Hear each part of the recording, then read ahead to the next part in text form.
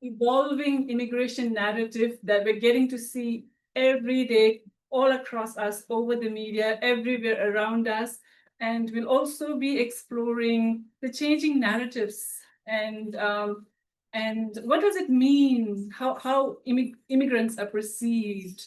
Do we really belong? How belonging is defined? And to lead this important conversation around immigration, reframing that narrative, and how community organizations can come together to challenge the rise in anti-immigrant sentiments. To lead this important conversation, please welcome Paulina, our director. And Paulina will introduce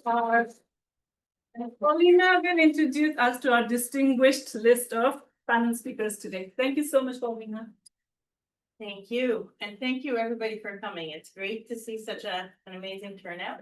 And the conversation has been really good so far. So I'm hoping for more of the same. We have some really exciting speakers lined up for you today. I'm going to introduce them now.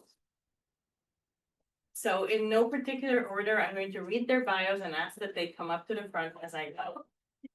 Dr. Marsha Akbar. Marsha Akbar is the director of the BMO Newcomer Workforce Integration Lab and research lead on labor migration at CERC Migration at Toronto Metropolitan University. Her interdisciplinary research bridges policy, practice, and lived experiences to address pressing issues in international migration, employment integration, and social equity. Beyond research, she teaches in the Department of Sociology and the Chang School of Continuing Education at Toronto Metropolitan University. Marsha received the Faculty of Arts Teaching Award in 2022 for her course, Immigration, Borders, and Belonging. Big welcome to Martha. Next up, we have Christine Apiot. Christine Apiot Akudi is a third-year PhD candidate in social justice education at the University of Toronto. Her doctoral research examines the educational experiences of adolescent refugee girls with a particular focus on access, retention, and completion within displacement context. A trained educator with extensive experience in managing and designing educational programs, Christine has led initiatives across Uganda and other parts of Africa. She is a scholar affiliated with the Brookings Institute in Washington, D.C., and a founding member of the Learning and Action Alliance for Girls Agency, a global community of practice committed to advancing adolescent girls' agency through education and policy innovation. She also serves as a member of the Forum for African Women Educationalists, Uganda. Big welcome to. Next up, Diana Gallego. Many of you may know Diana already. She's part of our sector. Diana Gallego is a Colombian-trained lawyer with experience in advocacy, human rights, and social justice. In 2002, Diana graduated with a degree in community work from George Brown College in Toronto. She joined the FCJ Refugee Center in 2015 and is now one of the co-executive directors. Diana was elected in the fall of 2023 as the Canadian Council for Refugees president. She also serves on the Inland Protection Steering Committee of the CCR, where the social and economic integration of refugees and family reunification are two of the main focuses of her advocacy. Big welcome to Diana Gallagher. There's two more to go. Next up, we welcome Rahila Mushtaq. With more than 25 years of experience in international development and project management, Rahila is passionate about advancing girls' education and enhancing social services. Collaboration and relationship building are central to Rahila's approach. She has a proven track record of forging meaningful partnerships with community organizations, private sector stakeholders, educational institutions, and government agencies to implement programs that create lasting impact. Since joining COSTI in 2012, Rahila has aligned her passion with purpose, leveraging her skills to empower individuals and drive positive change in communities. She holds an MBA, a Bachelor of Commerce, and certifications in anti-racism and anti-oppression. Big welcome, Rahila. Last but not least, Sarah Rowe. welcome. Sarah Moreau is a coordinator with Migrant Workers Alliance for Change, a workers' organization with a membership of migrants in farm work, care work, and all low-wage work, which includes international students, refugees, and undocumented people. Migrant Workers Alliance for Change is the largest membership-based migrant-led organization in Canada that supports migrants to access basic rights and services while also campaigning for changes to federal and provincial policies. Welcome, Sarah. So before we proceed with the questions, I wanted to say a few words about how this panel came about. Xenophobia has been on the minds of many of the folks who work with newcomers over the past while. LIPs in particular are mandated to create welcoming communities. And so in our day-to-day work, we're very painfully aware of the rising anti-immigrant sentiment across Canada. There has been a weakening of the Canadian consensus that immigration in general is good for the country. Last month, Environics Institute released a poll of 2,000 Canadians showing that 56% still believe the country accepts too many immigrants, although that percentage has leveled off from a year ago, probably because of the cuts into immigration that were announced at that time. At the Toronto Southwest Local Immigration Partnership, we continue to be concerned about how broader criticisms of immigration policy can be weaponized against particular groups of newcomers. We've seen this with the scapegoating of temporary foreign workers and foreign students for housing and employment shortages that in many cases predate their arrival. This is part of what motivated this panel. While researching the challenges faced by foreign students, we had to ask, is there anything that we as a community and as a sector can do to help reverse some of the xenophobia and anti-immigrant sentiment that we're all concerned about? And who do we need at the table in order to do this? Today's panel is a continuation of that conversation. So without further ado, I'm going to move into the first question and I will open it up to any of the speakers. Xenophobia can take many forms, from structural discrimination to everyday bias. How do you understand xenophobia in the current Canadian context? I turn it over to you. Okay, hi. Yeah, go ahead. Okay.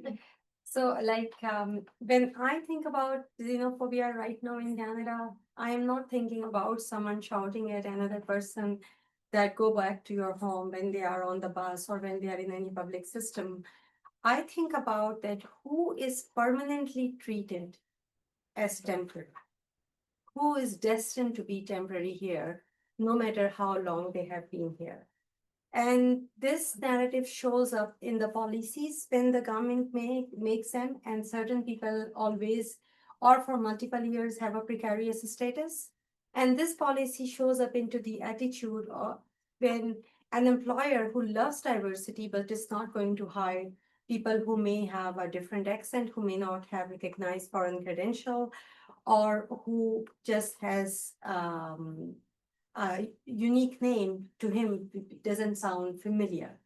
So when we think about xenophobia right now in Canada, it's not about individual bad apples.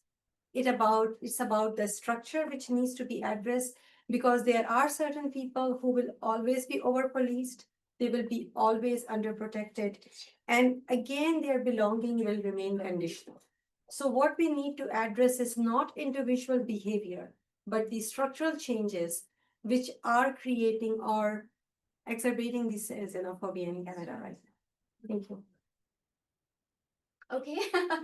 Yeah, so I would say that the word xenophobia reminds me of both direct and indirect, I would say, convey or expression of otherness or othering people, which are embedded, as Rahila said, within the structural context, like within our policies, within our institution. That could be employment sector, that could be social sector, and so on.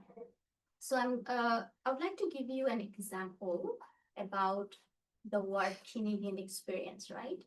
So that the word Canadian experience is not itself any kind of racist comment or anything, but it is so much embedded within the structural system that it tells immigrants with foreign credentials that you are not really included within the employment, like, especially within the well-paid job sectors. So, and we see the devaluation of skills of immigrants, right? Particularly devaluation of, again, foreign credentials. So what is that coming from? Why in Canada we are saying that someone who gets a degree from India or Nigeria or Philippines is not equivalent to someone who is getting Canadian degree? This argument can be, like, we can have this argument in different ways, but I'm just saying that on the surface, without assessing or evaluating any other skills that are related to maybe a particular job, it's just a general understanding that the skills that are gained from outside of Canada is somehow inferior, right? So these are the structural, I would say indirect, it's not direct, it's indirect way of othering people, creating us and them, and so on, creating those boundaries. And in terms of direct xenophobia, that we are seeing on social media now, like it's crazy. If you just open Reddit, open YouTube comments, like open anything related to Canadian immigration, it's so like it's almost like painful to read all these comments on how immigrants are totally kind of like unwanted, almost like a burden for Canada, without acknowledging their contribution and nation building for years, right? Hundreds of years. So that is becoming more direct, I would say. And I would just conclude by saying that this kind of discourses are not just coming from Canadian-born people. Many of those narratives are coming from comments and, like, blaming the immigrants. These are coming from immigrants themselves. So this is something that I feel, especially currently, that why immigrants themselves are, like, saying, for example, someone, it's just hypothetical example, right? So people who came to Canada from India, let's say 10 years ago, who are saying that the newcomers, the new Indians are not really good enough. So that's what I'm feeling right now, that it's much more complex, much more multi-layered and institutional structural at this moment. Would anybody else like to weigh in on that first issue? So just something small to add on to that. From when I came to Toronto in particular, I've seen a lot of what I can call economic scapegoating, whereby it seems now everything that has put pressure on the economy is coming from the immigrants. But you have to think back and say, then what are the systems doing to be able to catch up with this? Is it the immigrants only who have come in for us to realize that there are issues with employment, there are issues with housing? I don't think that is the case.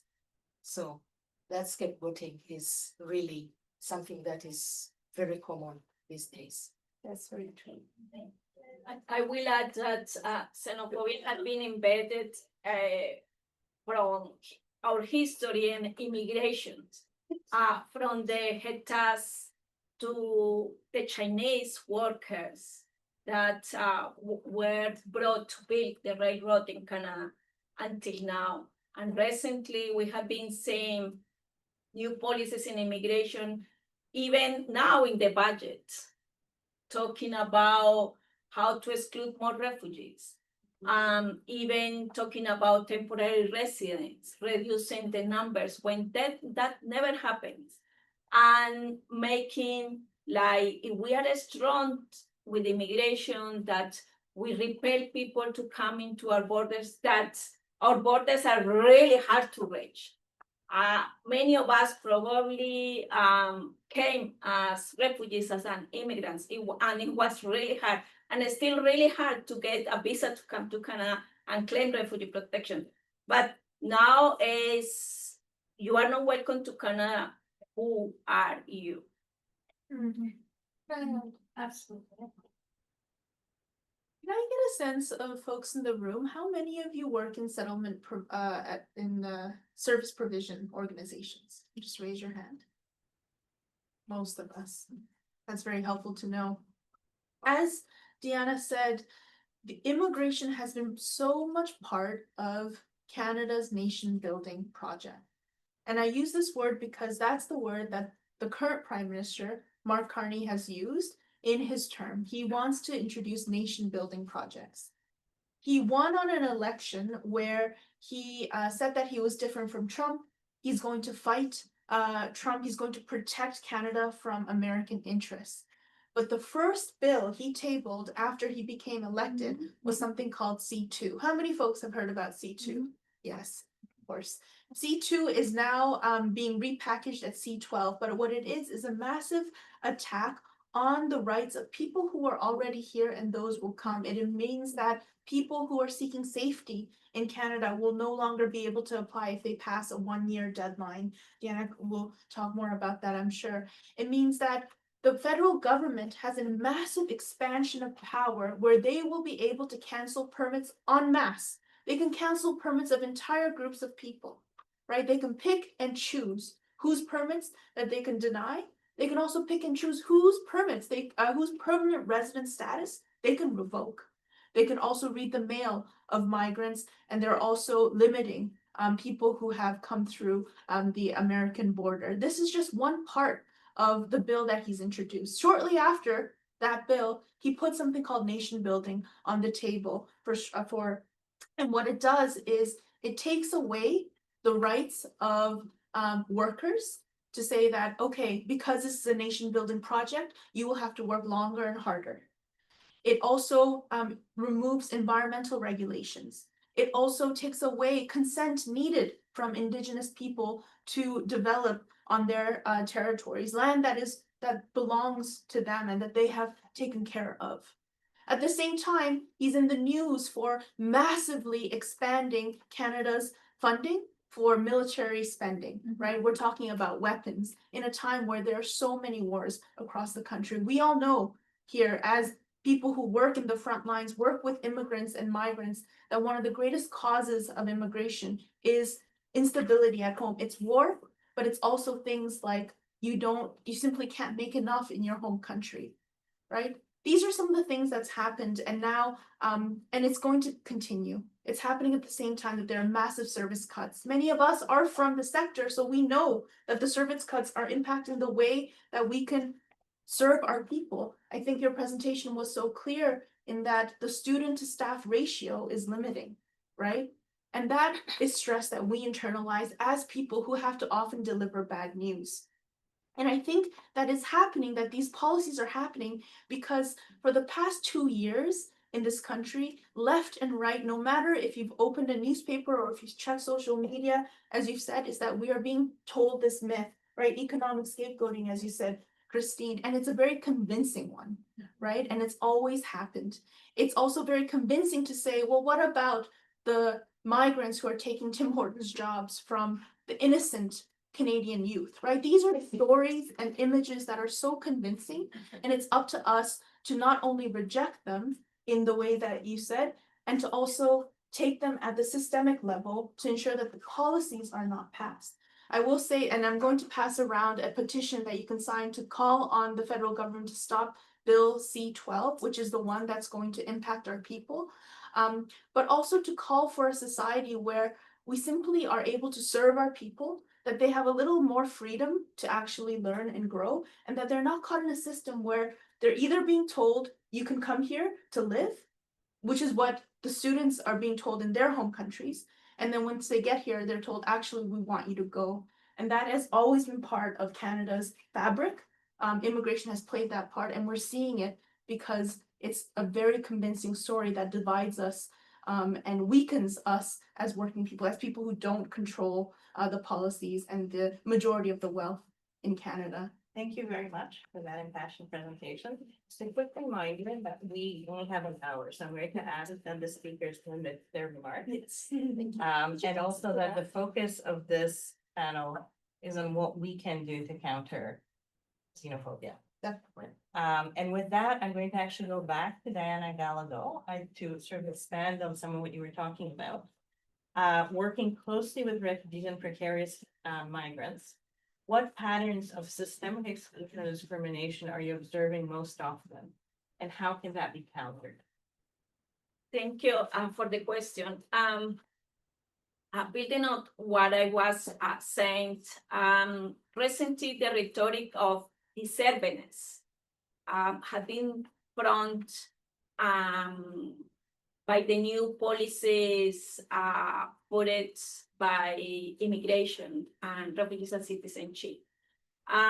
In meetings with officials and on the news, you see that the rhetoric now is there are too many of refugees in Canada, when that's not true, because 48 millions of refugees are mostly in countries that are less powerful, like Canada. Most of them are in Africa or in Central America, where refugees just cross to the neighbor country, and they are the ones who have deported of many refugees. Then those that are coming here are a small fraction, but they set like the cuts of ESL classes for refugees that they can just go to a certain level. Then when we ask why you are entering these cuts and why you are doing Bill C-12 that is going to reform the asylum system in Canada and reducing access to refugee protection, the answer is because refugee claimants, inland refugee claimants, they are not welcome in Canada. Who invite them? Then for them, the real refugees are the ones who languish in refugee camps 10, 20 years before the government take a few bunch of them into Canada. Because also Canada have been proudly say, we resettle refugees in Canada. But recently, even those resettled refugees, the number have been reduced. And we saw that recently in the budget, that the numbers of government assistance, the private refugees, and they even post that this year. Then that's why I'm listening, and also that we are the ones that are causing housing problems, that we don't have the youth unemployment. Then how we can't tell the government and tell our neighbors, because it's true what you said. When you go and talk to the member of parliament, they said, oh, but my constituencies are coming to my office and saying, there is too many residents, there are too many temporary residents, there are too many international students, too many refugees. Then they are trying to close the door behind them. But I don't think so that's the truth. As you say, the polls says that there is still people that wants to welcome, to still keeping the doors open for Canada. Then is trying to talk to our neighbors to show the face of migrants that are the ones who pick up the vegetables, that are the ones that come here and work in terrible conditions, but they are still coming. And that those that reach our borders are just a minimum amount. Also to be informed from where our family members are getting social media, the news, to better that. Because if one person starts looking to one post, the social media, they will start sending you the false rhetoric. Then also it's educate our family members, our colleagues, and keep the rhetoric that is the bureaucrats, the ones that don't create good policies for to build housing. is not the refugees and migrants that are coming here. These are policies that for years are not building new housing for people that need subsidies. And I think that's our work, and try to keep our frontline workers informed of all those policies, because every day there are changes, and some of the frontline workers, we cannot keep up with all the changes. That's why it's really good what we are doing here. Thank you. So what I'm hearing from you is that one way to counter some of these narratives is to make sure that we have the facts. Yeah. So I'm gonna move now to Dr. Marcia Akbar. I'm going to ask you, what kinds of policies do you think challenge xenophobic attitudes in the marketplace and in the workplace? What kinds of policies do we need? Do we need? Okay. So just before going to policies, I'm gonna just again talk a little bit about the policies that are not really friendly in terms of inclusion. So for example, I already talked about Canadian experience, and as you know, in Ontario right now, the employers cannot ask for Canadian experience anymore. So now we are hearing a new term that is Canadian workplace competency. So it basically means that to what extent immigrants are familiar with the rules and regulations and guidelines and the the ways of being in the Canadian workplace. That basically indirectly means again Canadian experience, right?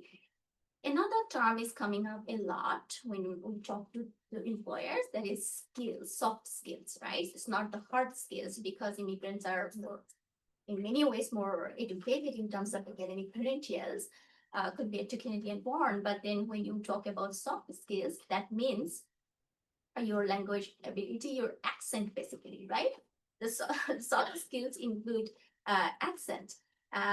Anyway, so now these are the parameters based on which the employers make decisions: familiarity, soft skills, competency, and so on. So if these factors are the main factors in terms of assessing and evaluating immigrants in the workplace, or in the job market in general, then obviously they will be behind in terms of their experiences, because many of them are newcomers. Even these criteria are actually used for international graduates too. Even though they gain education in Canada, they are much more fluent in official languages and so on. Still, the idea that the foreignness, right? They are not born in Canada, so they're not, good enough to be in the Canadian workplace, or they don't know much. So, although they don't know actually how to be, right? So another example of that is the English language test requirement. So currently, international students need to take a test, English language or French language test, when they get admission in the colleges or universities, right? Then they have to take the same test after graduation to get their work permit. It's not a different test, it's the same test. And then they have to take this test again when they apply for their permanent residency. So you see that these are the three English language tests, the same test 3 times, and then again for citizenship. So these are the embedded structural policies, right? Or I would say not necessarily policies in that sense, but practices, policies and practices. These are shaping the employment sector and creating the outcomes that the immigrants are facing right now. More than half of skilled immigrants in Canada are not even working in their own field, or not in their own occupation, or their jobs don't even match their credentials and qualifications. Having said that, so this is the background of the challenges that we are facing. It's really important to engage employers and help them reflect on the contribution of immigrants. We rarely talk about the contribution of immigrants, right? What kind of resources, what kind of skills, the wide range of skills and resources and social capital, cultural capital they bring to Canada. We rarely talk about that. Another aspect is the storytelling about immigration and immigrant experiences. So for example, if you ask, which we did actually as a part of our workshop, that if you ask employers that tell us a person that you know in your family, maybe your great aunt or your grandparents or your any family member, a neighbor, a friend who came to Canada as an immigrant, and you experience, like you know about their experience, they became successful or face some challenges, like tell us about their stories. Then employers and the hiring managers, it become then personal, right? So the storytelling of immigrants, or allowing people to connect to the immigration and immigrants, the stories of immigrants, actually make them much more open. They then realize, oh, my aunt is an immigrant, right? Or my grandparents, they actually came as immigrants. So obviously, we need more inclusive policies. We need inclusive policies based on gender, based on race, based on sexual orientation. Those are really important in the HR sector.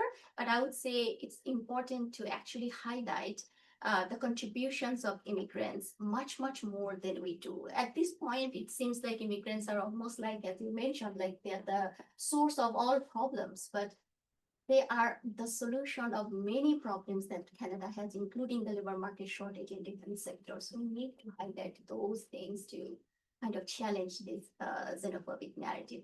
Thank you for that very thoughtful response. I think it echoes a lot of what actually some of the bureaucracy itself is saying about a better need for, alignment between provinces and the federal government around foreign credential recognition. So I'm going to move on now, and this is a question for Rahila. The media, and especially social media, play a powerful role in shaping public opinion.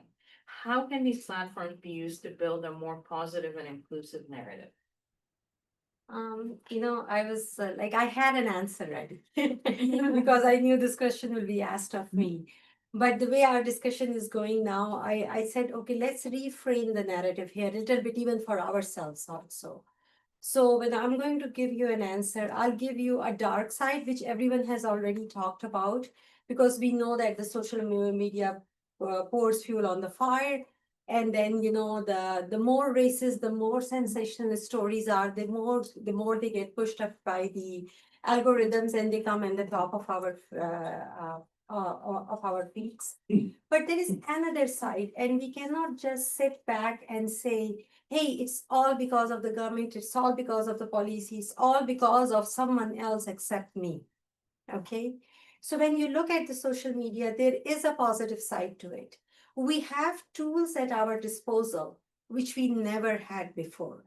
Can you imagine, think of a scenario 10 years ago, that if you wanted to make something a news headline, it was not in your control because you didn't own any of the national or the international media. Who owns CNN or BBC or CBC or Global and all these, or newspapers, or whatever those shape and form the media existed? Could you have made a story go viral? All I have to do, make my cat jump through 3 hoops, and next thing I know that my cat has gone viral. So let's look at it from that perspective. We as a service providers, what are we doing?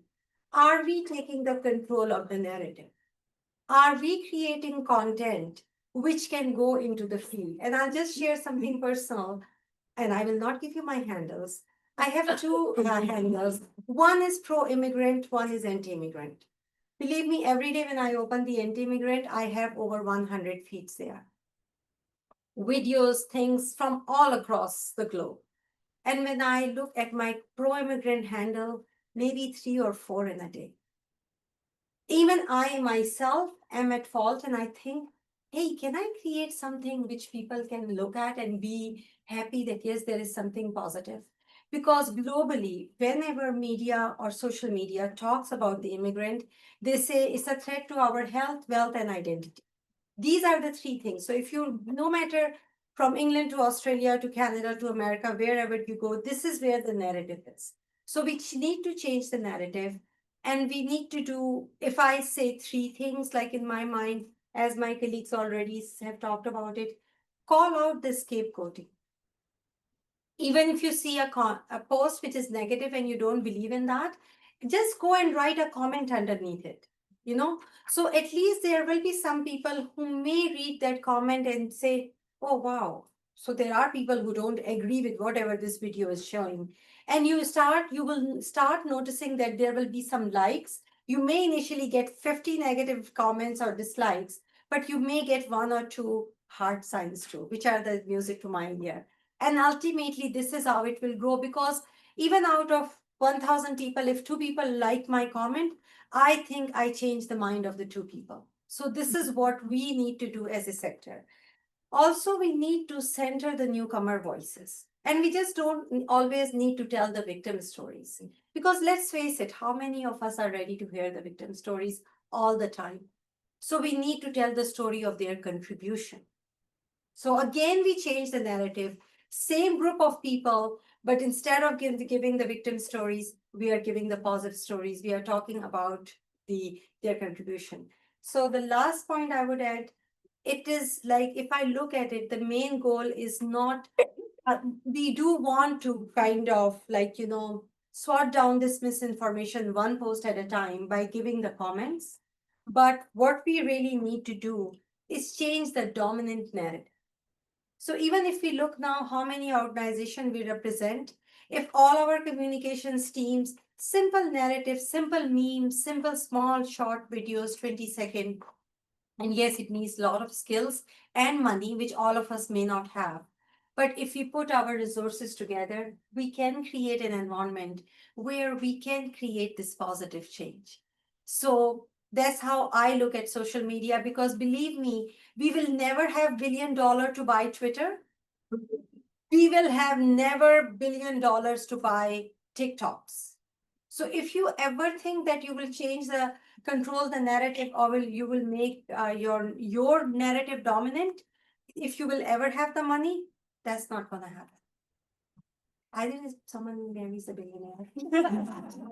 So anyway, I just wanted to put it down there. So yes, we have to look at the positive also, and we do have a role to play. So let's make sure that somehow we can be part of that game too. Thank you, and I would love to have a follow-up conversation at some point, because I have a theory that our sector is actually, for the most part, I know I'm generalizing, very poor at social media. Yes. And I agree we need to turn that around, but it's challenging, so. Yes. yeah. We'll be more than happy to talk about that.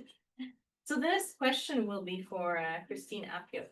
How can educational institutions, service organizations, and community movements collaborate to reframe the narrative around immigration and belonging? Well, thank you very much. I've learned something. I'm going to get my cat and make it jump 3 so that I can get the likes. But back to the question, we are looking at these 3 entities, and we are trying to think about what is it that we are trying to do for the newcomers. We are looking at a sense of belonging. We are looking at contribution, but most importantly, we are talking about a shared future with these people. How do we support or work together in collaboration to be able to give them this? I see the education institutions, the service organizations, and the community movements in a tri-sector partnership. They need to collaborate and work together. Each of them is unique in whatever they do, but at the same time, they complement each other to be able to provide the belonging, contribution, and the shared future for our newcomers. I want to look first at the education institutions, which I belong to. And I would say that they play a very important role in normalizing diversity. We know that most of the universities have quite a range of people from all over the world. And if they have all these people, then they have to embrace them. And how are they going about doing this? One of the areas which is so critical and which I've faced as a student is in what is being taught. Sometimes you enter into the classroom, yes, you've chosen a particular course unit, but when you listen to the discussion, you're like, am I in the right place? Or what are these people talking about? You know, it's completely away from anything that you understand or you'll get to understand. And maybe even when they are speaking, they know where they're coming from. They have heard it, they've lived it, it's their experience, it is not yours. So you're like, this is new. It's nice to learn new things, but sometimes it's also not good to be ambushed, whereby you're like, okay, I need to get to the internet to know, understand what is happening here. So I'll be looking at what is in the curriculum, for example. So I'm not only basing on the universities, but also look at the schools. We have our children going to these schools. So what is being taught there? How is it resonating with the culture, the belief, what is being spoken at home and in the community, and what is happening in the school? Are they two different things happening to this child? So how are they adapting? How are they integrating? How are they listening to these stories and making sure that there's a balance in the narrative when you're giving the children sessions in the school? Leave alone just the curriculum. For example, universities and other institutions are very important areas of research. A lot of research is being done in these places. But what is the research on? Who is the research targeting? And if it is targeting the newcomers, are they being involved, or they're just passive subjects which are being discussed and written about? How are they being integrated in all this? What is their contribution? They also come from a point of knowledge. They also have something which they know. They know their issues. So why don't you talk to them about their issues? They actually even know their solutions. So why don't you talk to them about it? So don't sit aside and do this very highly academic research and think that what you've come up with is going to be a reality to the people who you're placing it to. So the universities, for example, have a great part to play when it comes to that. Another place is that these places are very good areas for dialogue. A lot of dialogue happens in these university spaces, events, seminars, conferences, spaces for doing all sorts of things where the newcomers can express themselves. They are able to get people to know about them. In other words, the universities and these institutions promote diversity. They normalize it. And it's what we are looking for. How do we normalize it? Let people get to understand each other's cultures. Let them be able to appreciate them and be able to live together for a shared future. So let alone the education institutions, I want to come down to the service providers. I've seen most of you are coming actually from this side. I want to thank you for your work. It's good work. It's mainly looking at the basic necessities of the newcomer. So yes, you're dealing with their feeding, with their employment pathways, you're dealing with the health, their housing. Yes, this is good and this is very helpful. But one thing is that you become the front line because you're dealing directly. You're the ones actually touching the newcomers. You're hearing their stories. So you are the ones who can go ahead and push for the policy advocacy.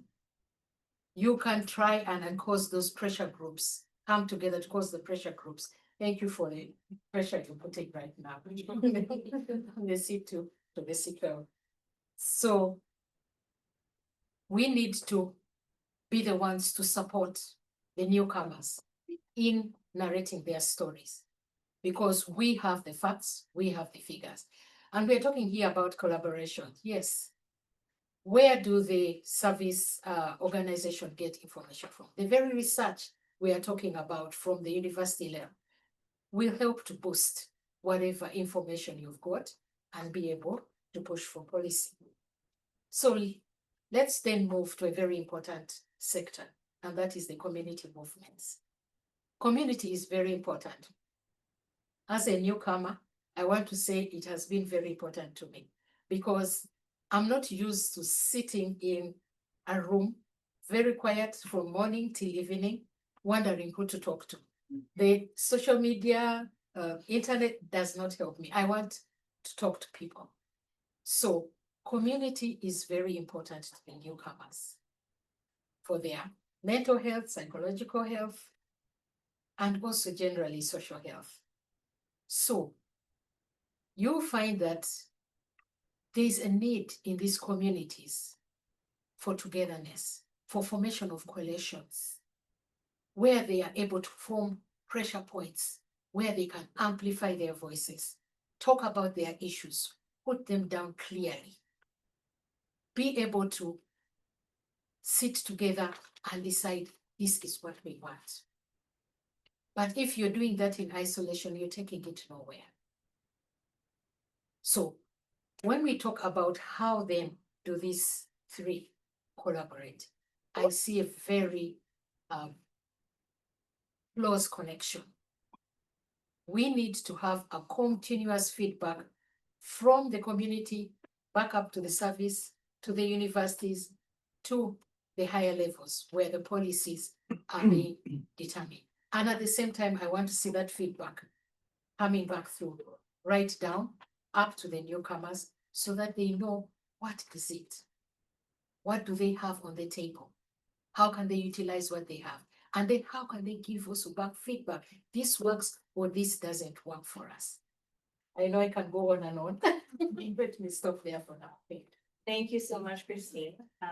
I'm just going to say we are running over time, so I'm going to have to skip over some questions.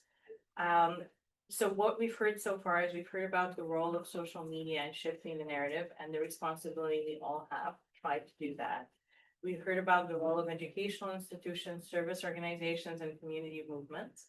But I'm going to go to Sarah now and ask her about grassroots organizing. What can the community at large do about shifting this narrative? International students have contributed $7.4 billion in tax revenue alone. They do pay taxes. They are also comprise 22% of Canada's export economy.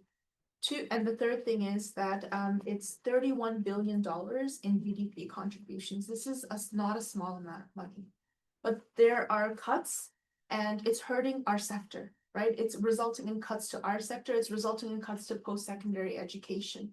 And so what the Migrant Workers Alliance for Change, as well as the Migrant Rights Network, of which FCJ and CCR are a part of, we're calling for robust funding in the sector and to ensure the rights of people. And at the same time, I think this is a time where we have to serve our people even harder. I have shared something that is around campaigns, but our most important task that we're doing in our organization is ensuring that we have people running those hotlines for farm workers, care workers, international students, fisheries workers in the Atlantic, and undocumented people, because this is a time of need. I'm working with two people who have been so terribly exploited by their employers, and their they won their case at the Ministry of Labor, and now they're at the Ontario Labor Relations Board because the employer is appealing. And they said that they've talked to dozens of people and nobody was able to take their case. And that I was the first one to take their case.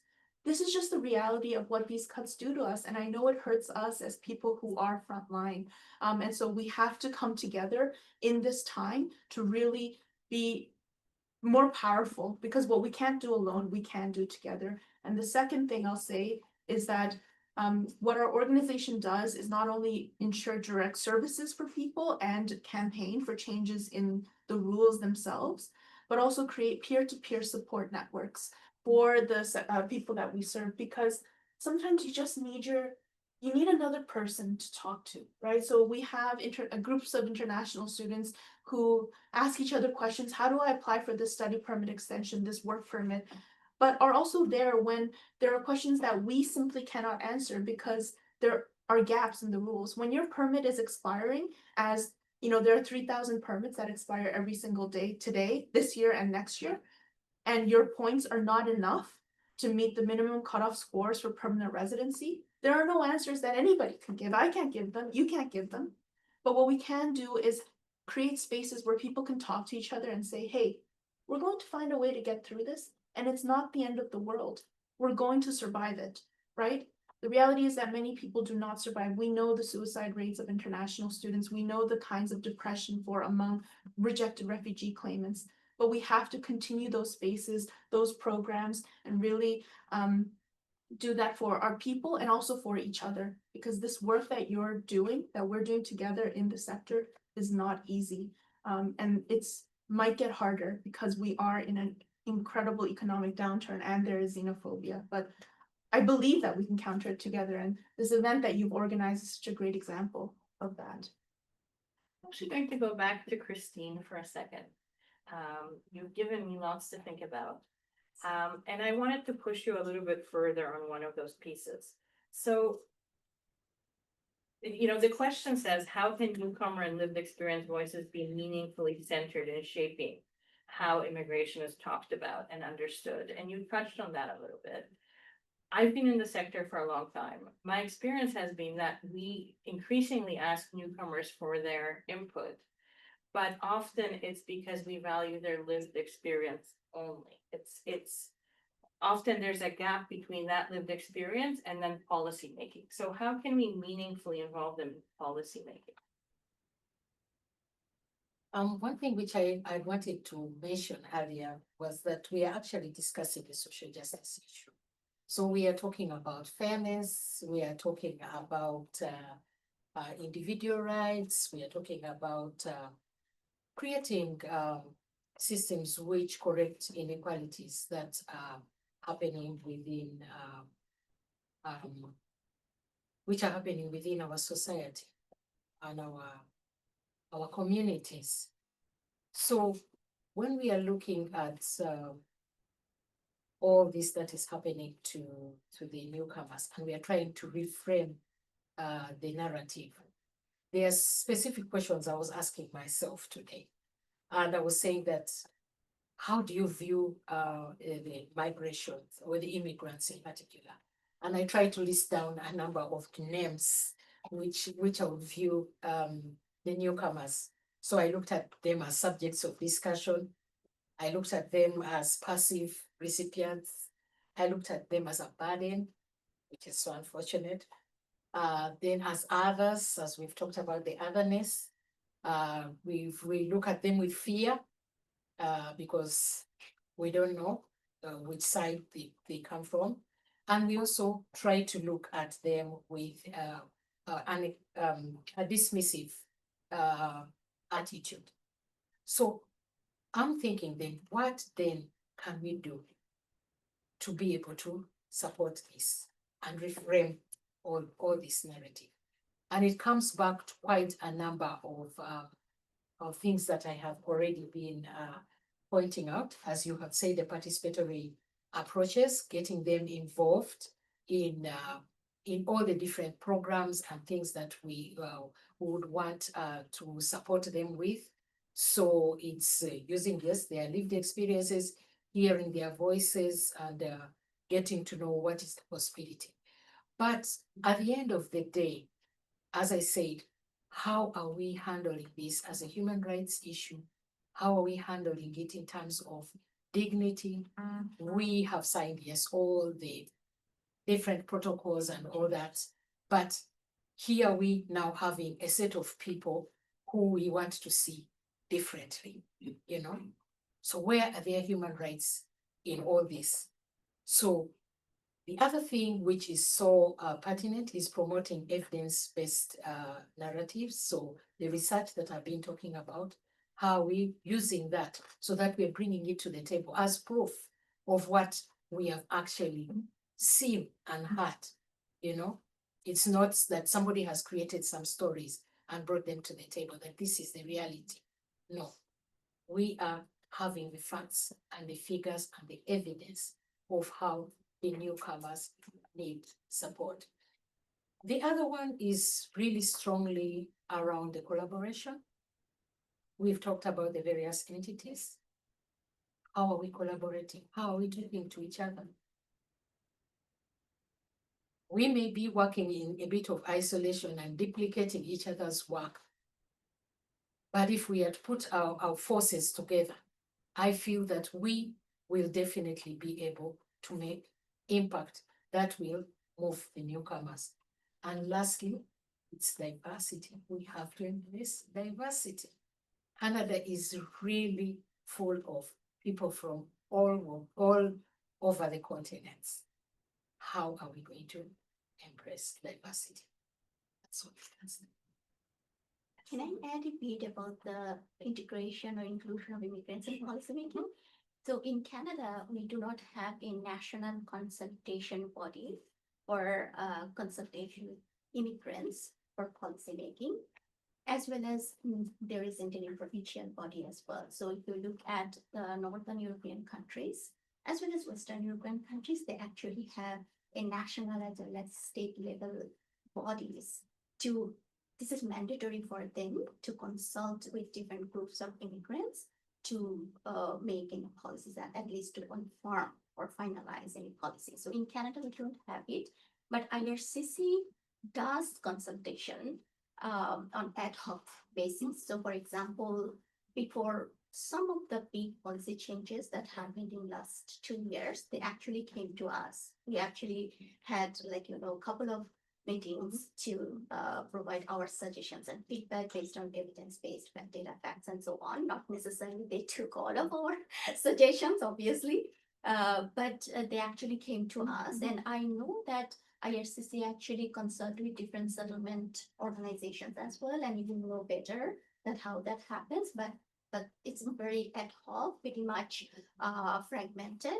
So there isn't still a framework either at the provincial or even at the federal level to actually have this bringing immigrants at the table for consultation, which is really important. So I would say that from your sector, maybe there would be another advocacy objective for you, just to kind of raise the awareness that it's important to actually consult with the immigrants, consult with the international students when they make policies about them, as well as consultation with immigrant women who are pretty much marginalized through the labor market to make policy about them. So what I'm hearing is that there's a need for an established body that Yes, does the framework. continuous framework that does it, yes. And with recent immigrants too, because the critique that I often hear is, immigrants are consulted all the time because we consult with the settlement sector. The settlement sector is full of immigrants, but often we ourselves came here 20 years ago, 15 years ago, so yeah. Rahila, I'm sorry, I skipped over your question because I thought we could build on it. And now I don't know if you're going to be able to add to what's already been said. But I wanted to ask you specifically, what kind of participatory policy is helpful? And we heard about some of it already, but is there anything that you want to add? I think my colleagues have pretty much covered it. So I'll just, what I personally feel is that if you look at an immigration policy of any country, immigration policy is not about managing who's coming in the country. Immigration policy is also quietly telling public who is us and who is them. So that message, which comes very quietly through the policy itself, can either harden the attitude of the public or can soften the attitude of the public.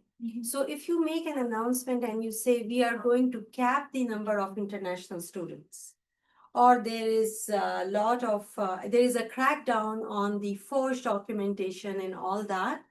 So no matter what your policy was, you set the floor very clearly that what the impact of the public opinion is going to be. So that's the one thing I'll say, which my other colleagues have addressed also, that we need to mind the language. We need to see that how it is being framed.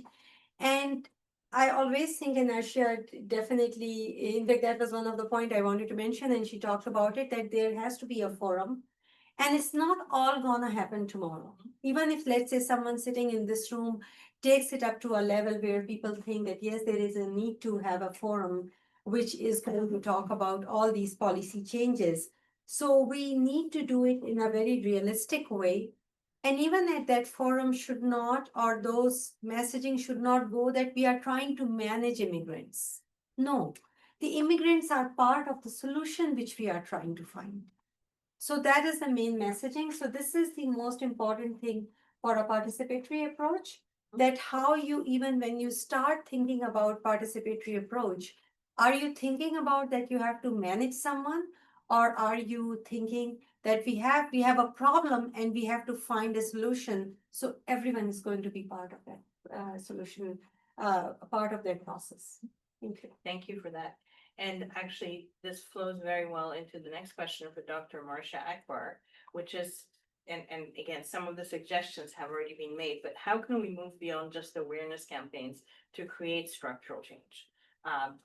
Throughout the system, how can we as a sector further that? Yeah, first of all, it's not going to happen immediately, as Rahila mentioned, that we need to have a vision, we need to have a plan, and that might take time, maybe 3 years, 3 years, 5 years to become reality.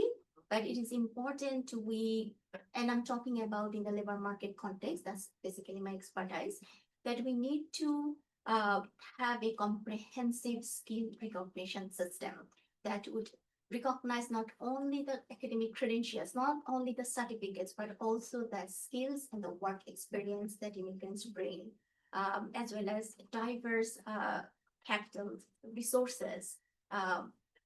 So we have to it's not about just saying that, well, his degree or her degree or their degree is equivalent to Canadian degree. It's not working. We have tried that for many years now. So it is important to have this comprehensive system in a collaborative way, bringing in academic institutions, bringing in policymakers, bringing in immigrants themselves, as well as the employers, because employers also have specific requirements that they expect when they want to hire. We also need, and I would like to emphasize this really, really strongly, to have kind of like equity and social justice focused hiring, onboarding, as well as workplace inclusion policies. And I'm saying that because even though Canada has very strong gender equity legislations and laws, specifically we're number one in Canada, in the world.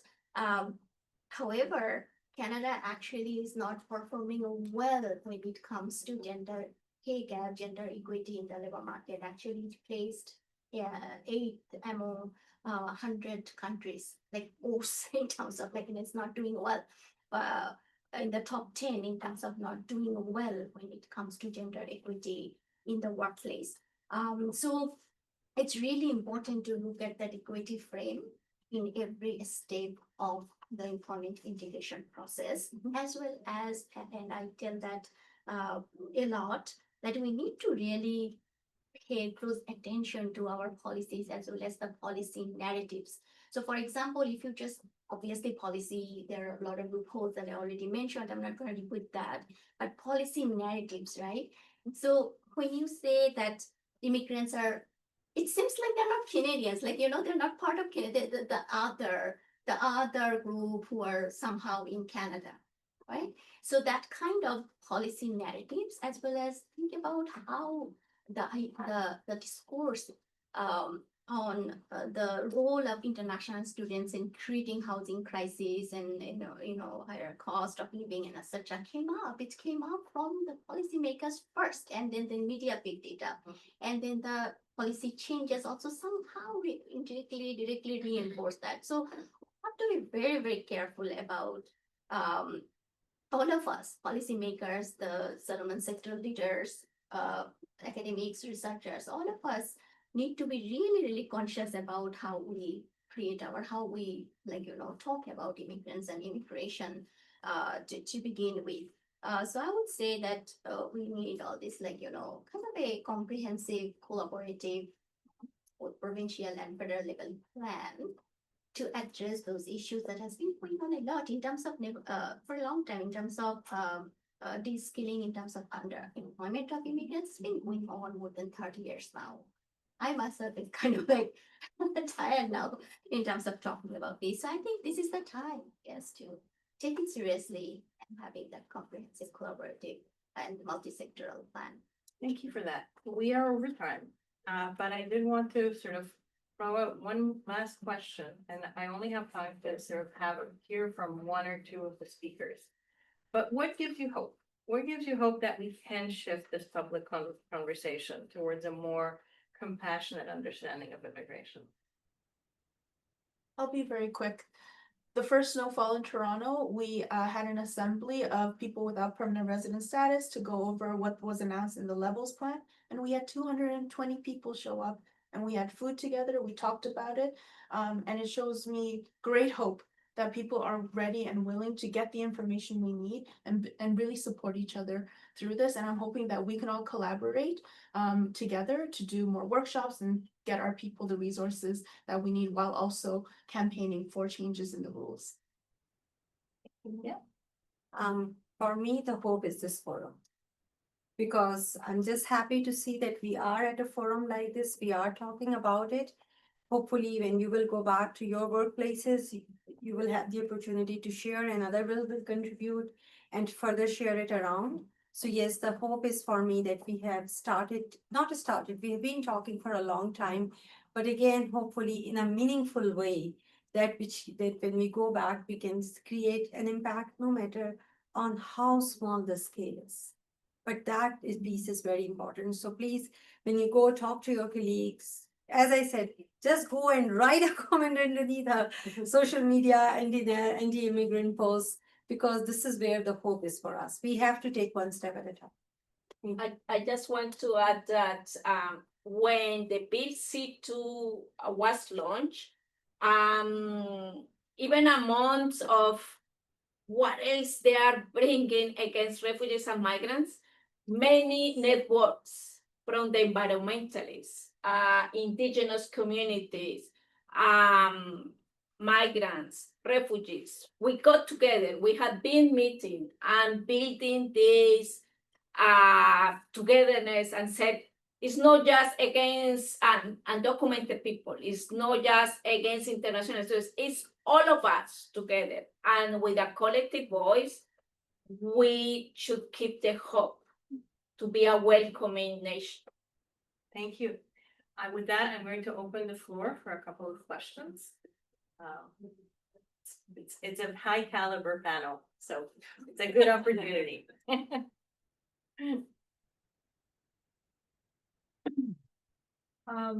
Yeah, I'm a student at Toronto Metropolitan University, second year of social service program. So my question is, it's the government, I think, why they are providing this process to bring these immigrants if they want them to go back. So what is the process of bringing and putting lots of money and lots of hope to them, but then they just tell them after 2 years you're done, you have to go. So what's the first place, like, why they are doing this? Is it about international students? Yeah, international students. Yeah, so that's what, after the presentation, we had a big discussion. That's the policy ambiguity. So on the one hand, they're saying that, yeah, you should go back. But on the other hand, they're saying we want the best and the brightest, and we have this student work permit program, two-step immigration system, and international students as basically the most desired future citizen in Canada, future workforce in Canada. So it's the policy ambiguity, and I have no idea why this policy ambiguity is there, but I think it's a part of. Yeah, go ahead. I think that I can add also that the government had not been given the funding to college and universities, and then the great idea was bring international students to pay $40,000 a year to fund the rest of the education. While in the meantime, they are taking the money,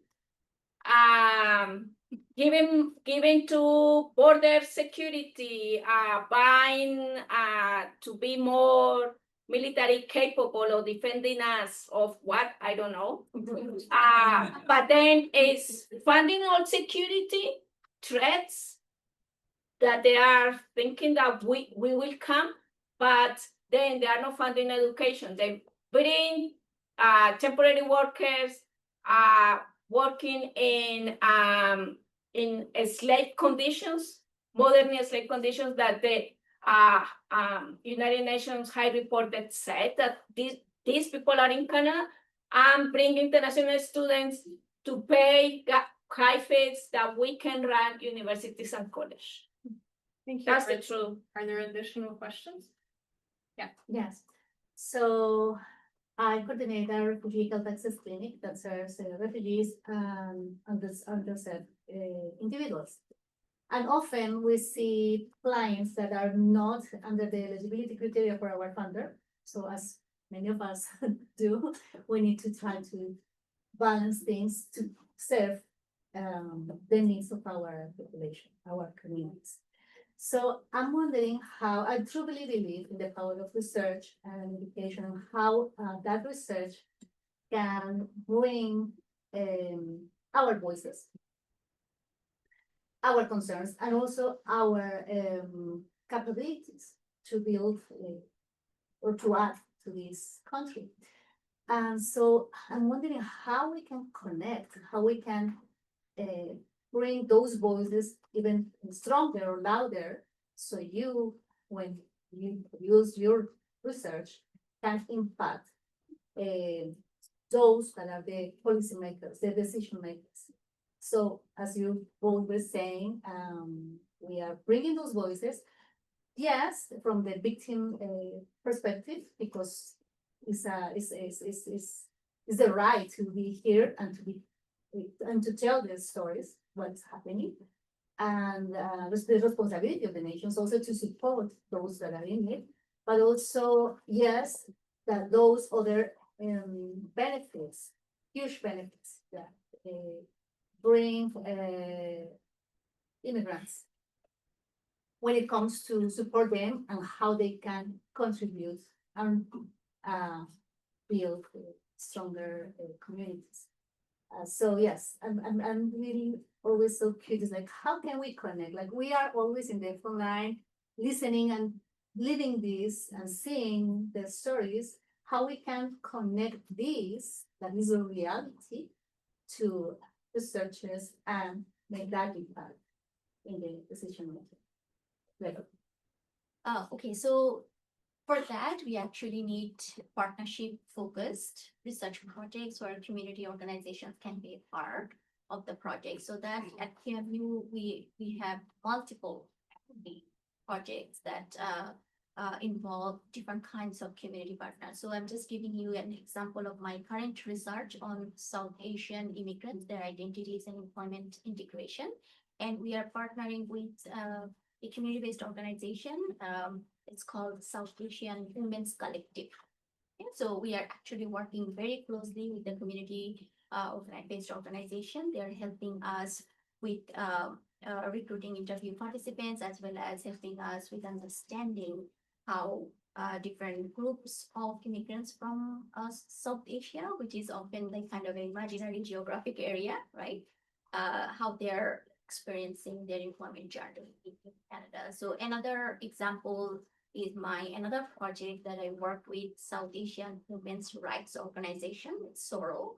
Now it is called SOAS, South Asian Immigrant Services.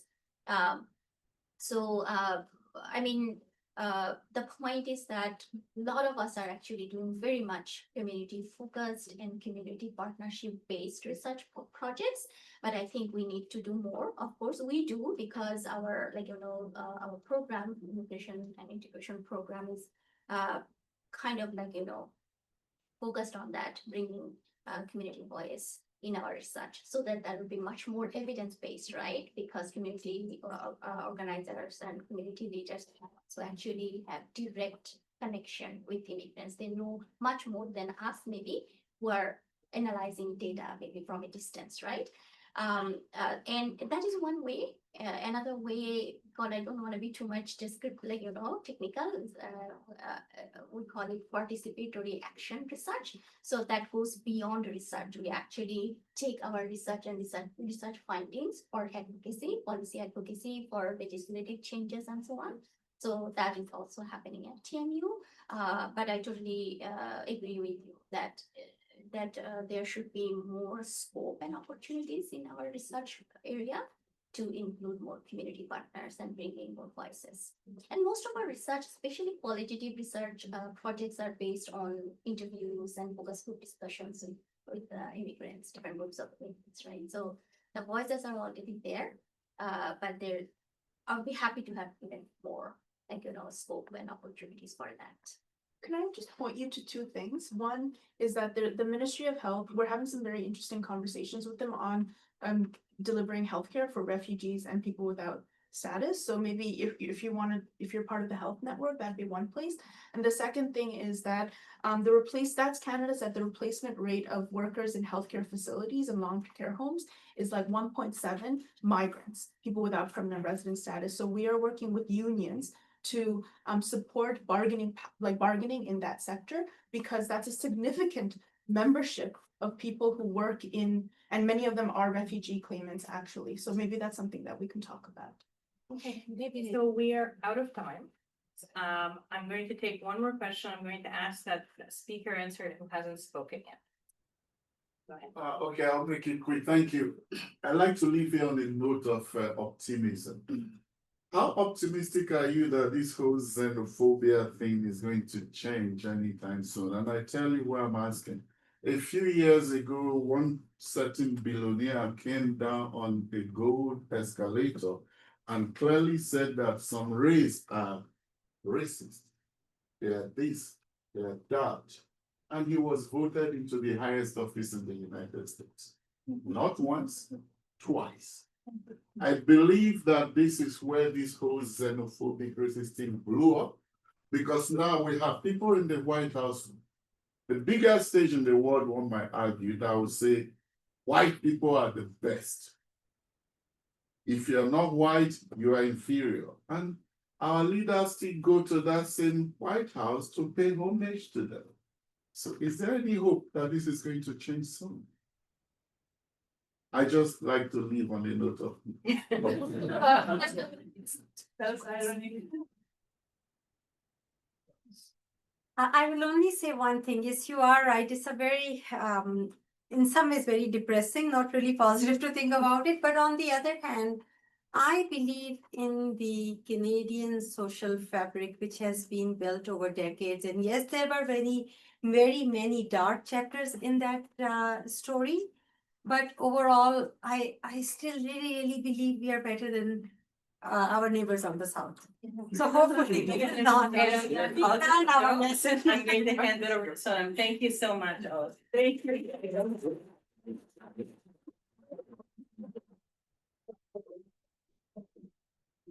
Thank you so much. This was a power-packed discussion, and I'm sure a lot of you are all of you are taking away a lot of things in your mind. And I'll not try to summarize things here, but for me, let's take control of our narrative. That's something that we can do, and we're stronger together. And for sure, we will counter xenophobia, and it's sometime very soon. We're doing it now. We're doing it. Thanks so much to all of the attendees for coming here today and spending your precious time with us and doing the amazing work that you do at your organization, standing up for newcomers, building an equitable and inclusive world for all of us. Thank you so much to my working group members as well for coming in early, setting up things. You're all amazing. And yeah, thank you to our speakers as well. Thank you so much.